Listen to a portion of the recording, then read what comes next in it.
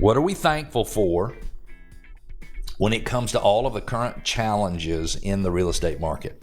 And so maybe we could just outline initially what those challenges are. What would you say the biggest challenge is in today's real estate market? The biggest challenge in the real estate market, from a consumer perspective, I'm going to say interest rates. Yep.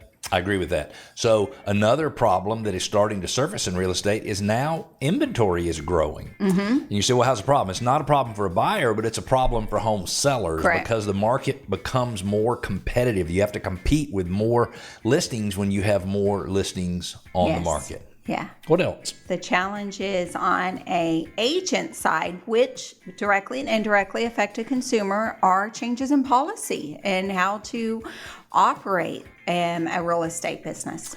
Wow. I never even thought about that one. But for those of you who have not really kept up to date, and I don't necessarily expect you to be totally up to date on real estate issues, there was a gigantic settlement between the National Association of Realtors, a lot of big, gigantic brokers out there, and class action consumers. Right. And it's changed the way that real estate commissions are paid. It's changed a lot about what real estate agents can and can't say. So, while we've got interest rates going on, while we've got inventory growing, we're dealing with probably, in my opinion, the most significant changes in the way we operate, the way we do business, probably ever. Do you agree with that?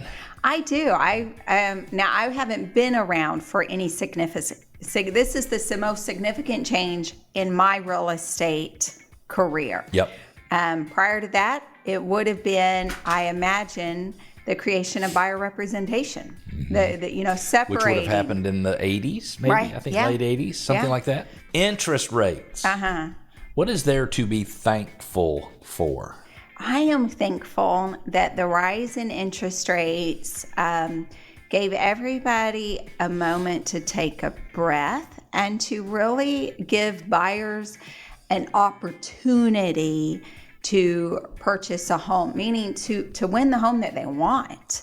And high interest rates can seem on the surface, right, to cost buyers a lot of money. But in reality, buyers were paying more when they were paying 15 and 20% above asking price at a 2% than they're paying now at the interest rate, buying at and oftentimes 7% below the current list value of a house. I think the market is starting to pick back up now. It seems pretty much all across the country. All across the country. Any other changes in real estate that we need to talk about? Growing inventory? I'm thankful for buyers having more choices. I agree. I'm thankful for buyers having more choices and for sellers to have a little bit of a competition, because every seller, and I shouldn't say every seller. How about I say 99.5% of sellers, I have no data to back that up, are also buyers. That's a Tammy stat. That's a Tammy stat. That's official as far as I'm concerned. Right. You're a seller, you're a buyer. Exactly.